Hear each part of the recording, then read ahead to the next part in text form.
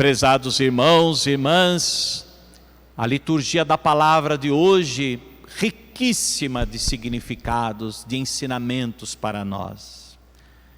Nós vemos, sobretudo no Evangelho, as 3 parábolas contadas por Jesus, que têm o mesmo significado, todas elas, de que Deus é misericordioso, que Deus vem ao encontro do homem para oferecer-lhe a misericórdia, o perdão, a reconciliação. E que Deus se alegra com a conversão dos pecadores. Deus se alegra, Deus faz festa quando a gente se volta para Ele de coração sincero. Por isso Jesus conta 3 parábolas em que Ele apresenta a misericórdia de Deus. A primeira delas, do pastor, que encontra sua ovelha, põe aos ombros e cheio de alegria volta para casa. Chama os amigos, vizinhos para se alegrarem com ele. A mesma alegria também daquela mulher que havia perdido a sua moeda, certamente uma moeda que para ela era de grande valor. E no entanto, esta mulher acende as luzes, varre a casa e procura por toda parte. E quando encontra aquela moeda que havia sido perdida, também chama suas amigas, vizinhas para se alegrarem com ela, porque encontrou a moeda que havia perdido. E a mesma parábola, Jesus ainda continua contando deste pai, que também ao perder o seu filho, ao encontrá-lo novamente, ao regressar para junto do pai, o pai também se alegra e faz festa. Portanto, as 3 parábolas do Evangelho de hoje sintetizam a mesma ideia, que Deus se alegra com a conversão dos pecadores. Deus sempre esteve a favor dos pecadores, Deus sempre se voltou para os pecadores, mesmo quando nós, pecadores, agimos com tamanha ingratidão para com Deus. Vejam, por exemplo, na primeira leitura de hoje, o povo havia sido libertado das mãos opressoras do faraó. E o que o povo fez?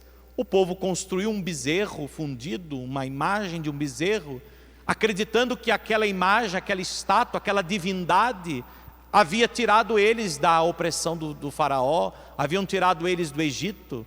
O povo praticamente blasfemou contra Deus.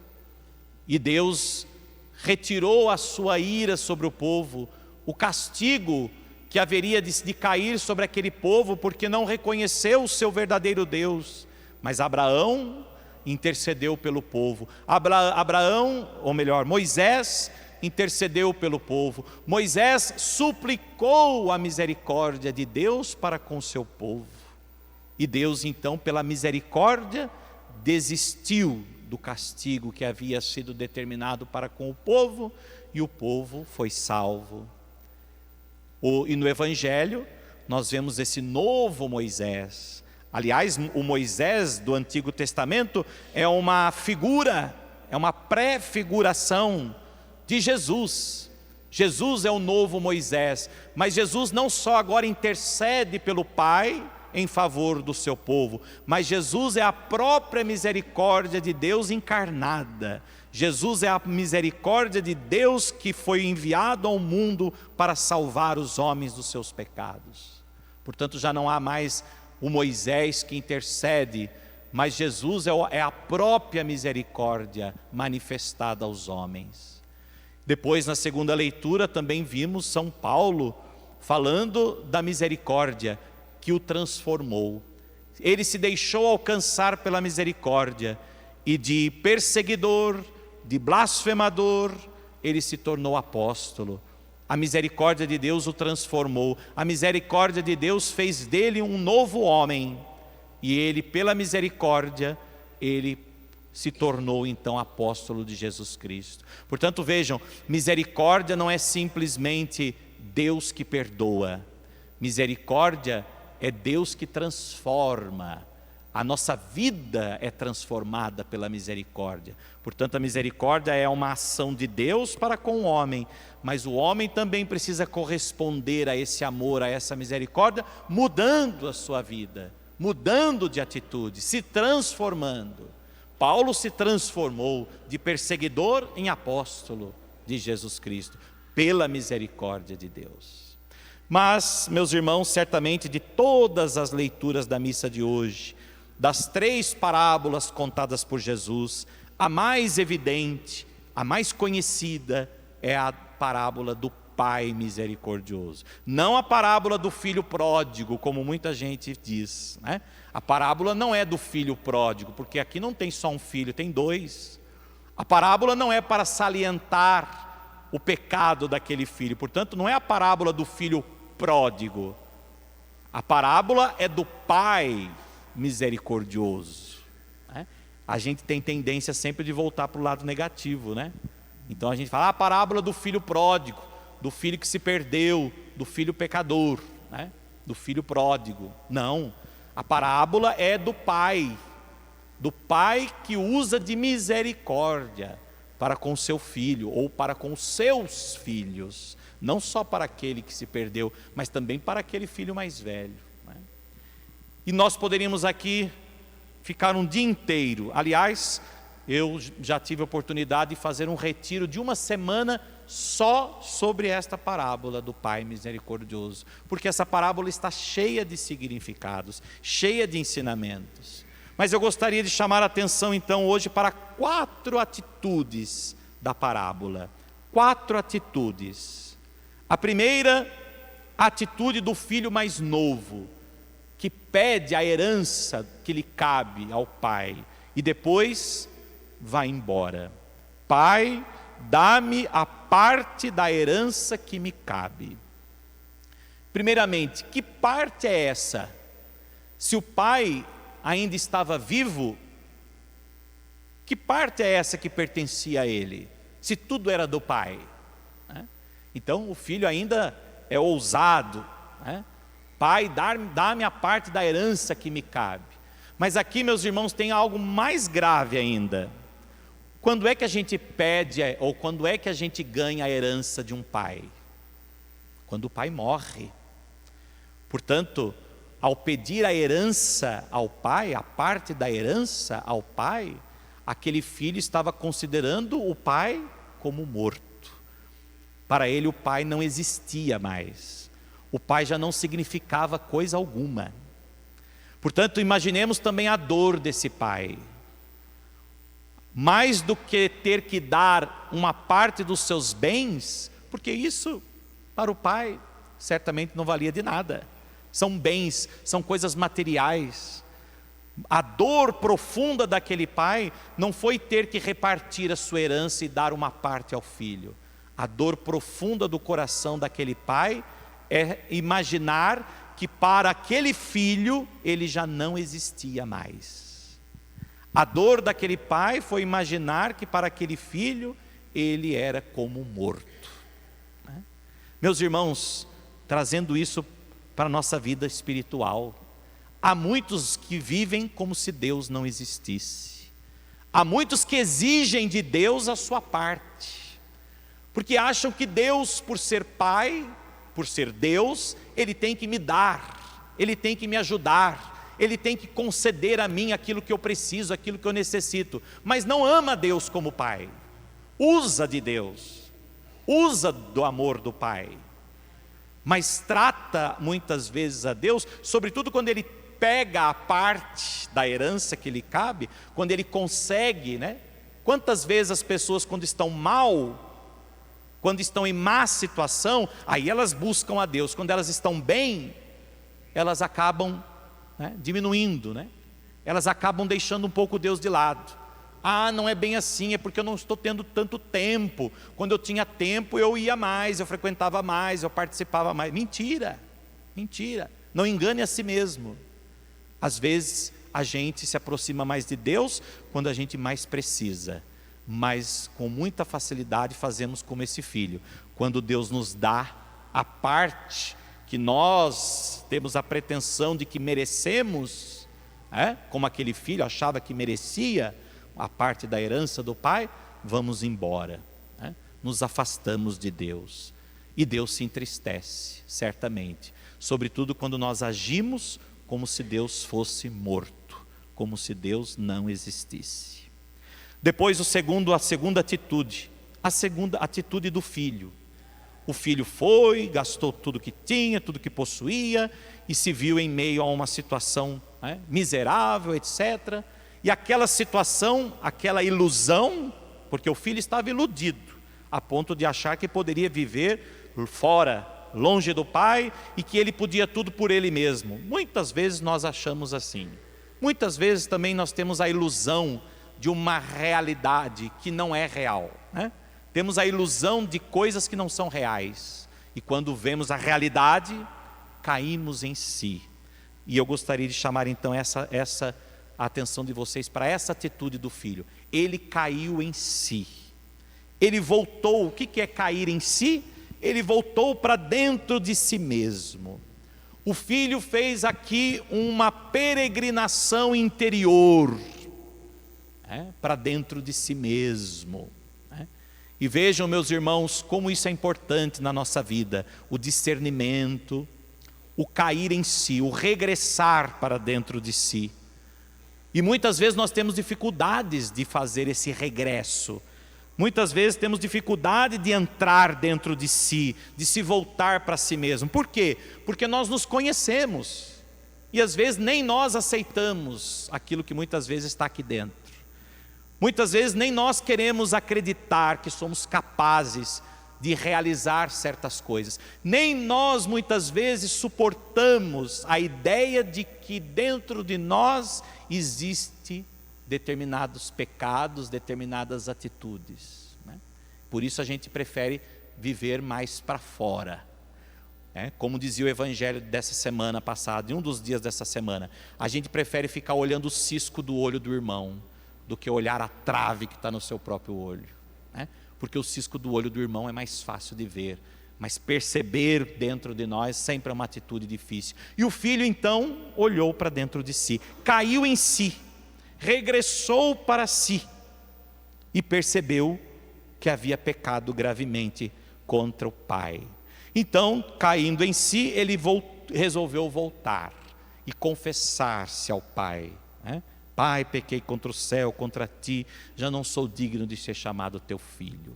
Mas vejam, meus irmãos, aqui eu gostaria de chamar a atenção de vocês para uma realidade ainda mais profunda. O filho voltou para dentro de si. Se ele olhando para dentro dele, ele percebeu tudo o que ele fez, ele considerou o pai como morto.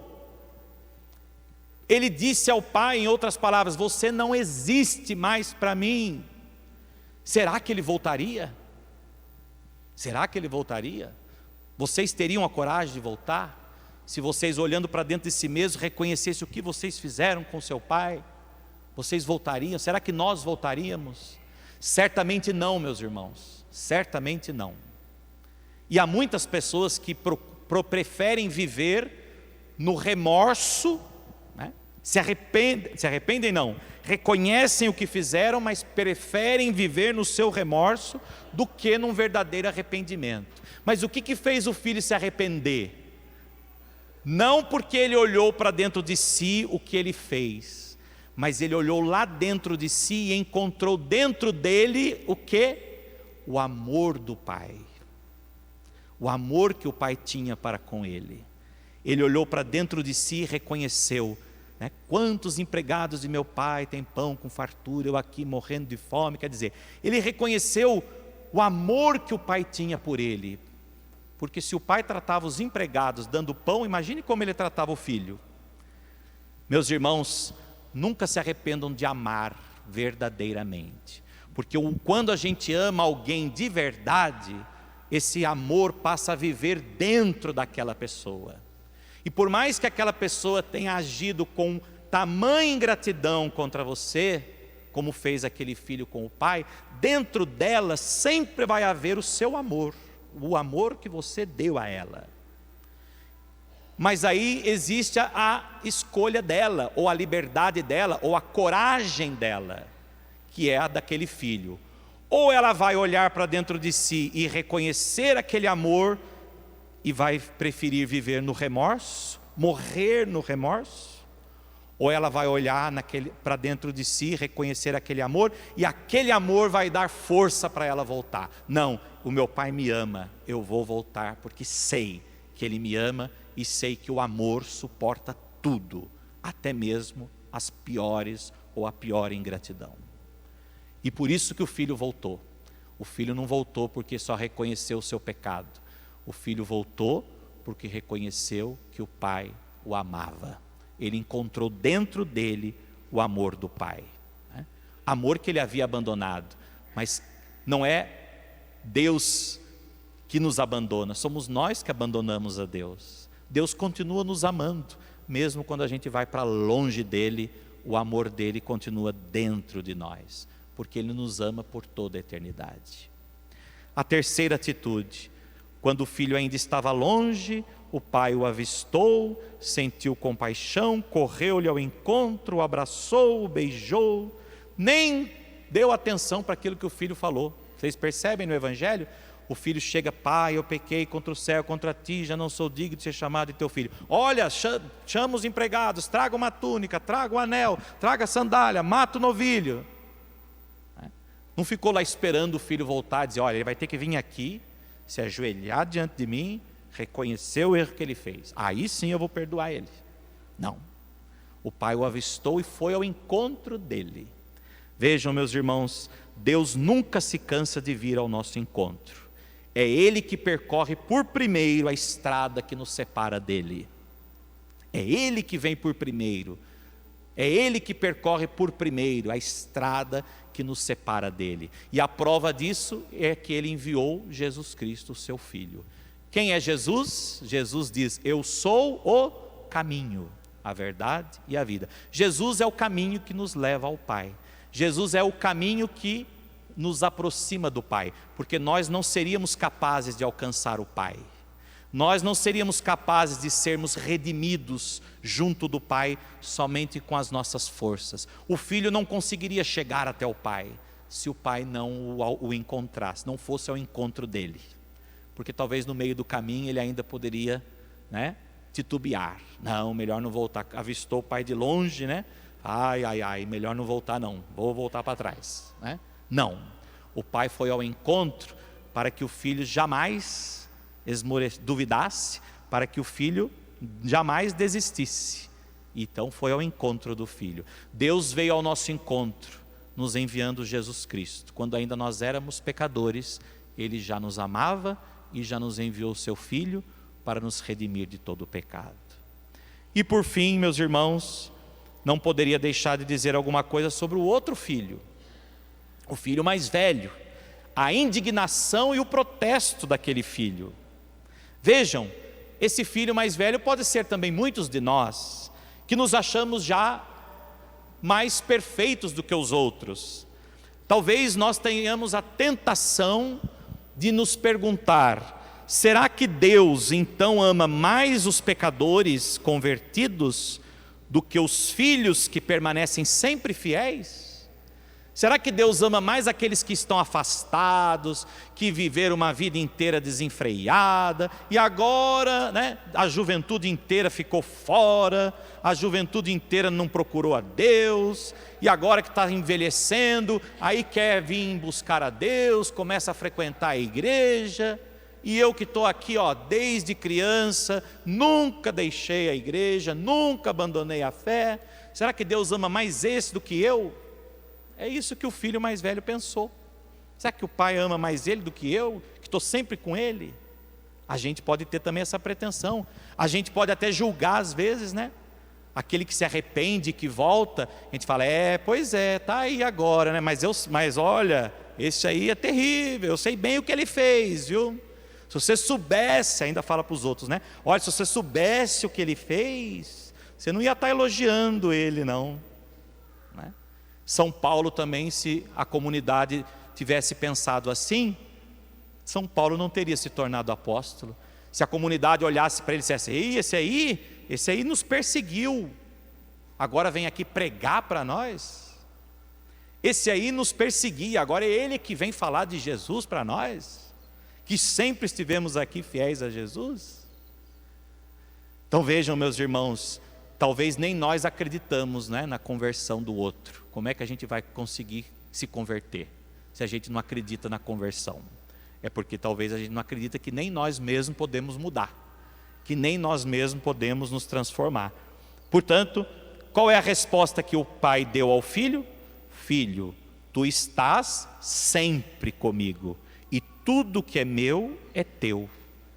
Portanto, já não é grandíssima festa estar sempre com Deus e desfrutar-se de Deus todos os dias? Vejam, o filho mais velho ficou incomodado porque o pai fez uma festa para aquele filho que voltou, mas ele tinha a alegria de estar com o pai todos os dias. Às vezes a gente age assim, a gente está com Deus todos os dias, a gente está aqui todo domingo. Há aqueles que até procuram, né, cultivar a espiritualidade eucarística diária, estão com Deus diariamente na Eucaristia, participam da festa, do banquete da Eucaristia diariamente, ouvem a palavra de Deus diariamente, mas as atitudes são contrárias, né? Como aquele filho mais velho, estava com o pai todos os dias e não havia aprendido nada do pai, parece, né? Então também o que essa atitude tem nos ensinar? Deus quer ensinar a nós a nos alegrarmos com a conversão das pessoas, a nos alegrarmos com a conversão dos irmãos, abrindo-nos a mesma atitude que Ele tem para conosco, que nós tenhamos também a mesma atitude para com os irmãos. Portanto, se nós não estivermos dispostos a aprender do Pai a atitude do Pai, se nós também não formos misericordiosos como Deus é misericordioso, como é que nós queremos que Deus haja conosco se nós não somos capazes de agir assim com os irmãos? Como é que a gente quer que Deus tenha uma atitude que nós mesmos não acreditamos que ela possa existir, que é a do perdão, da misericórdia, da reconciliação, do verdadeiro arrependimento, né? Do verdadeiro arrependimento. Portanto, a parábola de hoje tem muito a nos ensinar. Teria muito ainda a dizer sobre isso, né? Mas o tempo também não é favorável. Portanto, meus irmãos, peçamos a Deus esta graça, a graça de crermos na sua misericórdia, mas peçamos também a Deus a graça de nos deixarmos transformar por ela. Que Deus é misericordioso, isso todo mundo sabe. Que Deus é amor e que Deus perdoa sempre, isso todo mundo sabe. Agora, que a gente se deixa transformar por esse amor, por essa misericórdia, que a gente muda as nossas atitudes a partir desse amor e dessa misericórdia, aí depende de nós, aí não é mais de Deus, aí é a nossa liberdade. Portanto, peçamos a Deus a graça de sermos como Deus é, porque é isso que Ele quer. Ele quer que nós tenhamos as mesmas atitudes que Ele tem conosco. Para isso, que nós aprendamos dele, para com ele também podermos agir de acordo como ele age conosco sempre. Assim seja. Amém.